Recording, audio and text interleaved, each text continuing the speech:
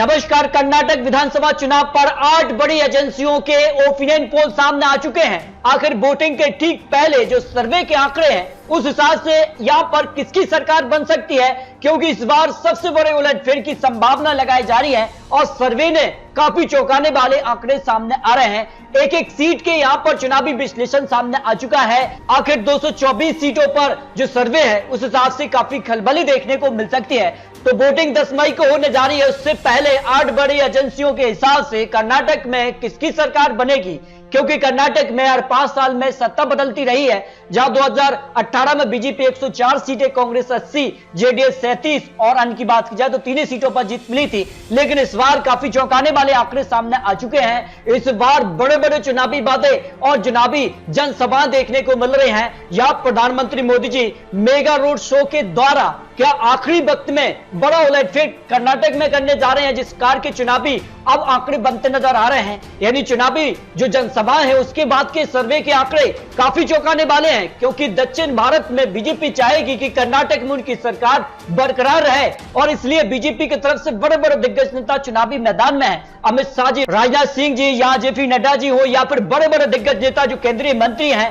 पूरा केंद्रीय नेतृत्व यहां कर्नाटक चुनाव में बीजेपी ने झोंक दिया है। उस हिसाब से काफी चौंकाने वाले आंकड़े बन रहे हैं। जबकि कांग्रेस ने भी पूरी ताकत कर्नाटक चुनाव में लगाई है और यहां पर 40 से ज्यादा बड़ी रैली बड़े दिग्गज नेता यहां कांग्रेस की तरफ से करने जा रहे हैं। तो इसके बाद भारत जोड़ो यात्रा का कितना असर कर्नाटक में देखने को मिलेगा, क्योंकि काफी महत्वपूर्ण कर्नाटक चुनाव माना जा रहा है। क्योंकि हर 5 साल में यहां सत्ता बदल जाती है। जिस कार के 2008, 2013 और 2018 के आंकड़े रहे हैं उस हिसाब से 2023 में बड़ा उलटफेर की संभावना लगाई जा रही है। आम आदमी पार्टी चुनावी मैदान में उतर चुकी है। 2008 में जब बीजेपी 110 सीटें, कांग्रेस 80 या जेडीएस 28 सीटों पर सिमटी थी और 2013 में बदलाव देखने को मिला। कांग्रेस यहां 122 सीटों पर आ गई, बीजेपी 40 सीटों पर रह गई और जेडीएस 40 सीटों पर रही। 2018 में फिर बड़ा उलटफेर देखने को मिला। बीजेपी यहां 104 सीट पर सबसे बड़ी पार्टी बनी, जेडीएस यहां 37 सीट और कांग्रेस 78 सीटों पर सिमट गई। लेकिन जनता क्या 2023 में बड़ा उलटफेर करेगी? अगर ऐसा होता है तो कर्नाटक चुनाव सबसे महत्वपूर्ण इसलिए भी माना जा रहा है क्योंकि इसी साल आने वाले वक्त में मध्य प्रदेश, यहां छत्तीसगढ़, राजस्थान और तेलंगाना में भी विधानसभा चुनाव है और इन राज्यों पर इस राज्य के जो नतीजे होंगे वो काफी महत्वपूर्ण हो जाते हैं। तो कर्नाटक में किसकी सरकार बन सकती है, इस पर सबसे बड़ी एजेंसियों के आंकड़े सामने आ चुके हैं। इससे पहले आपको एक एक जिले के भी आंकड़े यहां पर दिखा देते हैं। तो शुरुआत करते हैं कोलार की 6 सीटों में से, जहां 2018 में 6 सीटों में से बीजेपी 0 सीट पर रही थी, कांग्रेस ने 4 सीटें, 1 सीट जेडीएस और 1 सीट अन्य के पक्ष में रही थी। इस बार बीजेपी को 1 सीट मिल सकती है, जेडीएस को 1 सीट, 3 सीट पर कांग्रेस और 1 सीट पर अन्य को जीत की संभावना लगाई जा रही है। तुमकुर की 11 सीटों की बात की जाए तो यहां बीजेपी को 4 सीट पर जीत मिली थी। 2018 में कांग्रेस 3 सीट, जेडीएस 4 सीट पर रही थी और इस हिसाब से 2023 में जो अनुमान लगाया जा रहा है बीजेपी को 6 सीट मिल सकती है, जेडीएस 2 सीट, कांग्रेस को 4 सीट पर जीत की संभावना यहां लगाई जा रही है। अगर बात की जाए यहां पर बेलग्राम की तो यहां पर 18 सीटों में से बीजेपी को यहां पर 10 सीटों पर जीत मिली थी, कांग्रेस 8, जेडीएस अन्य के खाते में 0 सीट रही थी। इस बार ओपिनियन पोल के हिसाब से बीजेपी को यहां पर 9 सीटें मिल सकती है, जेडीएस 0 सीट, कांग्रेस को भी 9 सीटों पर यहां पर कड़ी टक्कर बीजेपी कांग्रेस में देखने को मिल सकती है। चित्रदुर्ग की यहां पर बात की जाए 6 सीटों में से 2018 में बीजेपी ने 5 सीटों पर जीत हासिल की थी, कांग्रेस को 1 सीट मिली थी। लेकिन इस बार बीजेपी को 4 सीट मिल सकती है, कांग्रेस को यहां 2 सीट, जेडीएस को 0, अन्य की बात की जाए तो 0 सीट मिल सकती है। दावनगिरी की अगर बात की जाए तो यहां पर 8 सीटों में से बीजेपी ने 6 सीटों पर जीत हासिल की थी। 2018 में 2 सीटों पर कांग्रेस को जीत मिली थी और इसी तरह के आंकड़े 2023 के लिए लगाए जा रहे। बीजेपी 6 सीट, कांग्रेस को 2 सीटें मिल सकती हैं। हावेरी की 6 सीटों की बात की जाए तो यहां पर 4 सीटों पर बीजेपी को जीत मिली तो 2018 में 1 सीट कांग्रेस और 1 सीट अन्य के पक्ष में रही थी। ओपिनियन पोल उस हिसाब से बीजेपी को 4 सीट मिल सकती है, कांग्रेस को 1 सीट जेडीएस के पक्ष में जा सकती है। बागलकोट की 7 सीटों में से बीजेपी ने 5 सीटों पर जीत हासिल की थी 2018 में। इस बार बीजेपी को 4 सीट, 1 सीट जेडीएस, कांग्रेस को 2 सीटों पर जीत की संभावनाएं लगाई जा रही हैं। अगर बात की जाए तो बेंगलोर अर्बन की 28 सीटें आ जाती हैं, तो यहां पर बीजेपी को 11 सीटों पर जीत मिली तो 2018 में कांग्रेस को यहां पर 15 सीट, 2 सीटों पर जेडीएस को जीत मिली थी। इस बार ओपिनियन पोल के हिसाब से बीजेपी को 10 सीटें मिल सकती हैं, जेडीएस 1 सीट, कांग्रेस को यहां 16 सीटें मिल सकती है, 1 सीट अन्य के पक्ष में भी जा सकती है। तो इस तरह से कर्नाटक को लेकर जो जिलेवाई आंकड़े निकल कर आ रहे हैं। बिहार की अगर बात की जाए 6 सीटों में से बीजेपी को यहां पर जो है 3 सीटें मिल सकती हैं, जेडीएस को 1 सीट, कांग्रेस को यहां 2 सीटों पर जीत की संभावना लगाई जा रही है। अगर बात की जाए उत्तर कन्नड़ की 6 सीटों में से बीजेपी को 2018 में 4 सीटों पर जीत मिली थी और 2 सीटों पर कांग्रेस को जीत मिली थी। इस बार ओपिनियन पोल के हिसाब से भी बीजेपी को करीब सिर्फ 4 सीट मिल सकती हैं, कांग्रेस को यहां 2 सीटों पर जीत की संभावना लगाई जा रही है। इस तरह से अगर बात की जाए चिकमंगलुरु की यहां पर 5 सीटों में से यहां पर बीजेपी को 1 सीट मिल सकती है, जेडीएस को 1 सीट और यहां 3 सीटों पर कांग्रेस को जीत की संभावना लगाई जा रही है। बेलारी की अगर बात की जाए 9 सीटें आती हैं, बीजेपी को 2018 में 3 सीटों पर जीत मिली थी, कांग्रेस को 6 सीटों पर जीत मिली थी। इस बार अगर बात की जाए तो बीजेपी 3, जेडीएस 2 और कांग्रेस को 4 सीटों पर जीत की संभावना दिखाई दे रही है। मांड्या की अगर बात की जाए तो यहां पर जो है सबसे ज्यादा सीटें यहां जेडीएस के पक्ष में रही थी, इस प्रकार के आंकड़े बनते नजर आए थे। धारवाड़ की 7 सीटों की बात की जाए तो 2018 में बीजेपी को 5 सीटों पर जीत मिली थी और यहां पर कांग्रेस को 2 सीटों पर जीत मिली थी। इस बार ओपिनियन पोल के हिसाब से बीजेपी को 4 सीट, जेडीएस 1 सीट, कांग्रेस को यहां 2 सीटों पर जीत की संभावना। मैसूर की 10 सीटों की बात की जाए तो 2018 में बीजेपी को यहां 3 सीटों पर जीत मिली थी, 3 सीटों पर कांग्रेस, 5 सीटों पर यहां पर जेडीएस को जीत मिली थी। इस बार ओपिनियन पोल के हिसाब से बीजेपी को 4 सीट मिल सकती हैं, जेडीएस को 2 सीट, कांग्रेस को यहां सबसे ज्यादा 4 सीटें, नहीं बराबर की टक्कर, त्रिकोणीय मुकाबला यहां देखने को मिल सकता है। भाई बीजेपुर की बात की जाए तो 8 सीटें आ जाती हैं और 2018 में बीजेपी को 3 सीटें मिली थी, 3 सीट कांग्रेस और 2 सीटें जेडीएस के पक्ष में रही थी। इस बार ओपिनियन पोल के हिसाब से बीजेपी को 4 सीट मिल सकती हैं, जेडीएस को 1 सीट, कांग्रेस को यहां 3 सीटों पर जीत की संभावना लगाई जा रही है। शिवमोगा की 7 सीटों की बात की जाए तो बीजेपी को 5 सीट मिल सकती है, जेडीएस 0 सीट, कांग्रेस को यहां 2 सीटों पर जीत की संभावना लगाई जा रही है। तो कर्नाटक के सभी जिलों के बाद अगर बात की जाए तो बड़ी एजेंसियों के ओपिनियन पोल भी सामने आ चुके हैं। जी न्यूज के हिसाब से यहां पर जो है किस जाति का वोट किसको जा सकता है, देखिए मुस्लिम वोट बैंक बीजेपी को 4% जा सकता है, कांग्रेस को 74%, जेडीएस को 18% और अन्य की बात की जाए तो 4% वोट शेयर जा सकता है।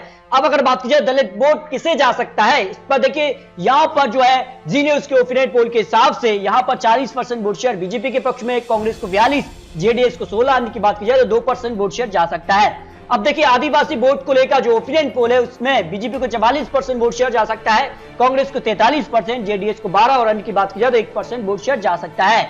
अगर बात करें 72 यहां पर सीएम उम्मीदवार कौन हो सकता है, जो मटराइज यहां पर जी न्यूज का ओपिनियन पोल इस हिसाब से सिद्धरमैया को 24% लोग मान रहे हैं, डीके शिव कुमार को 14%, बसवराज मुंबई को 28%, एचडी कुमार स्वामी 11% और अन्य उम्मीदवार को 23% लोगों का मानना है कि मुख्यमंत्री बन सकते हैं। लेकिन अगर बात की जाए 224 सीटों पर जो ओपिनियन पोल है उस हिसाब से देखिए बीजेपी सबसे बड़ी पार्टी बन सकती है, इसमें 103 से 115 सीट यानी बीजेपी बहुमत का आंकड़ा प्राप्त भी कर सकती है अपने दम पर। 113 पर पूर्ण बहुमत की सरकार आती है, कांग्रेस 79 से 91 सीटें जा सकती है, जेडीएस 26 से 36 और अन्य की बात की जाए 1 से 3 सीटें जा सकती हैं। यानी इस एजेंसी के हिसाब से यहां पर बीजेपी को सबसे ज्यादा सीटें मिलने का अनुमान जी न्यूज ने लगाया। इसके अलावा अन्य एजेंसियों के ओपिनियन पोल के हिसाब से काफी खलबली देखने को मिल रही है। देखिए यहां पर एबीपी न्यूज और सी वोट का जो ओपिनियन पोल है इस हिसाब से सीएम की पसंद कौन दिखाई दे रहा है। मुंबई को यहां पर 31% लोगों का मानना है कि मुख्यमंत्री बन सकते हैं, सिद्धरमैया 42% लोगों की पसंद है, कुमार स्वामी को 21%, डीके शिव कुमार को यहां पर 3% और अन्य यहां पर उम्मीदवार को 3% लोगों का मानना है। अब अगर बात की जाए तो किस तरह से यहां पर आंकड़े दिखाई दे रहे हैं, 6 यहां पर रीजन के आंकड़े यहां पर सामने आए हैं, जिसमें अगर बात की जाए तो कर्नाटक को लेकर जो फाइनल ओपिनियन पोल सी वोटर एबीपी न्यूज ने जारी किया उसमें यहां पर मुंबई कर्नाटक की 50 सीटों में से बीजेपी को 22 से 26 सीटें मिल सकती हैं और कांग्रेस को यहां 24 से 28 सीट, जेडीएस को 0 से 1 सीट और अन्य की बात की जाए तो 0 से 1 सीट जा सकती है। इससे पहले जो ओपिनियन पोल थे वो काफी चौंकाने वाले आंकड़े थे, लेकिन अब जिस तरह से प्रधानमंत्री मोदी जो चुनावी मैदान में उतरे हैं उसके बाद आंकड़ों में बड़ा उलटफेर भी देखने को मिल रहा है। देखिए इस खिलाफ से यहां पर फाइनल ओपिनियन पोल कर्नाटक को लेकर कोस्टल कर्नाटक की 21 सीटों पर बीजेपी सबसे ज्यादा सीटें हासिल कर सकती है, 13 से 17 सीट बीजेपी के पक्ष में जा सकती है, कांग्रेस को 4 से 8 सीट, जेडीएस 0 सीट और अन्य की बात की जाए तो 0 सीट जा सकती है। यानी कोस्टल कर्नाटक की 21 सीटों पर बीजेपी को सबसे ज्यादा सीटें मिल सकती हैं। अगर बात की जाए ग्रेटर बेंगलुरु रीजन के लिए जो यहां पर सीटें 32, उसमें बीजेपी 12 से 16 सीट, कांग्रेस यहां पर 14 से 18 सीट, जेडीएस 1 से 4 अन्य की बात की जाए 0 सीट, यानी 3 रीजन के आंकड़े हैं, तीनों में कड़ी टक्कर देखने को मिल रही है। इसके अलावा बात की जाए तो ओल्ड मैसूर की 55 सीटें आती हैं, यहां पर सीधे तौर पर जो है मामला यहां कांग्रेस और जेडीएस के बीच दिखाई दे रहा है, जहां बीजेपी को 4 से 8 सीट मिल सकते हैं, कांग्रेस को यहां 24 से 28 सीट, जेडीएस को 19 से 23 और अन्य की बात की जाए तो 0 से 3 सीटें मिल सकती हैं। यानी यहां पर कहीं ना कहीं कांग्रेस यहां सबसे बड़ी पार्टी बन सकती है। अब बात की जाए यहां पर सेंट्रल कर्नाटक रीजन की 35 सीटों के लिए तो बीजेपी 10 से 14 सीट, कांग्रेस यहां पर भी 20 से 24 सीटें मिल सकती है, जेडीएस को 0 से 2 सीट और अन्य की बात की जाए तो 0 से 1 सीट पर जो है ओपिनियन पोल के आंकड़े सी वोटर के हिसाब से लगाए जा रहे हैं। अब बात की जाए कर्नाटक को लेकर हैदराबाद कर्नाटक रीजन की 31 सीटों में बीजेपी को 6 से 10 सीटें मिल सकती हैं, कांग्रेस को 18 से 22 सीट, जेडीएस को 0 से 2 सीट और अन्य की बात की जाए 0 से 3 सीट मिल सकती है। इस हिसाब से भी यहां पर भी कांग्रेस सबसे बड़ी पार्टी बन सकती है।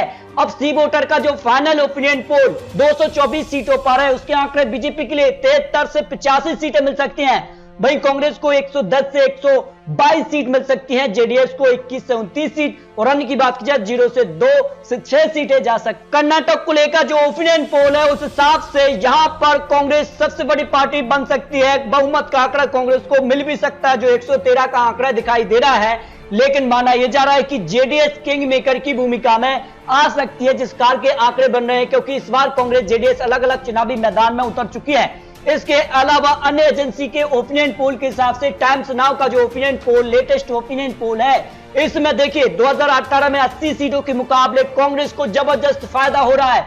132 से 140 सीटें नहीं, एक तरफा जीत यहां कांग्रेस को मिल सकती है टाइम्स नाउ का ओपिनियन पोल से जो अनुमान लगाया जा रहा है। जबकि बीजेपी को 104 के मुकाबले 97 से 65 सीटों पर आ रही है, यानी सीधे तौर पर नुकसान दिखाई दे रहा है। सीटों में इजाफे की जगह नुकसान यहां हो सकता है।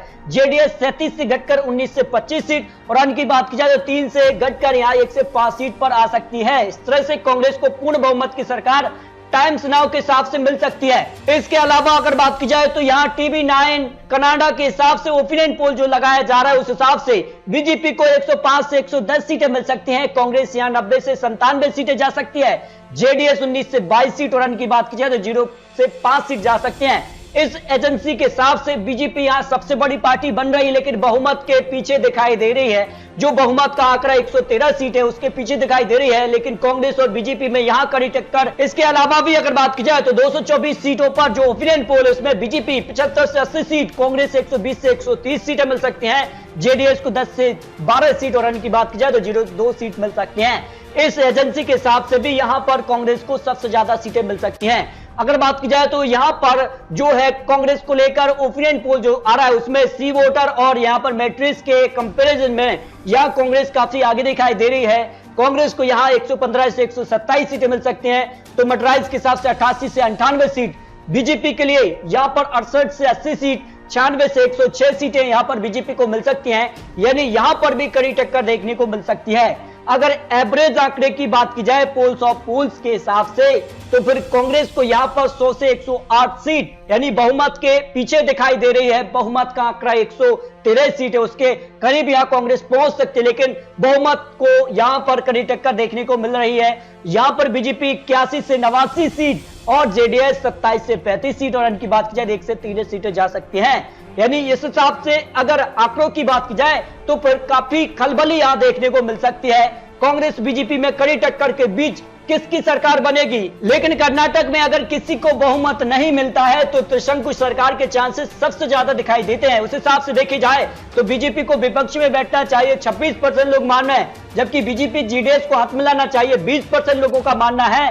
कांग्रेस जेडीएस को साथ मिलना चाहिए, यहां पर 24% और राष्ट्रपति शासन लगना चाहिए 14%, पता नहीं ऐसे 16% लोग आ जाते हैं जो यहां पर आंकड़ा बन रहा है। यानी कर्नाटक को लेकर जो अनुमान यहां पर दिखाई दे रहा है उस हिसाब से त्रिशंकु सरकार बनने के चांसेस सबसे ज्यादा दिखाई दे रहे हैं। तो दोस्तों आपको बता दें ये चुनावी आंकड़े चुनावी अनुमान है, 10 मई को जनता तय करेगी कर्नाटक में आखिर किसकी सरकार बनेगी, इस पर अपनी राय रख सकते हैं। तो दोस्तों आपको क्या लगता है कर्नाटक में क्या बीजेपी का कमल बरकरार रहेगा या फिर कांग्रेस की वापसी होगी, इस पर अपनी राय रख सकते हैं, क्योंकि कर्नाटक चुनाव के नतीजे काफी महत्वपूर्ण है लोकसभा चुनाव के लिए भी और आने वाले विधानसभा चुनाव के लिए। तो अपनी राय कमेंट बॉक्स में जरूर किए। मिलते हैं दोस्तों और लेटेस्ट और महत्वपूर्ण विश्लेषण के साथ, तब तक के लिए जय हिंद जय भारत।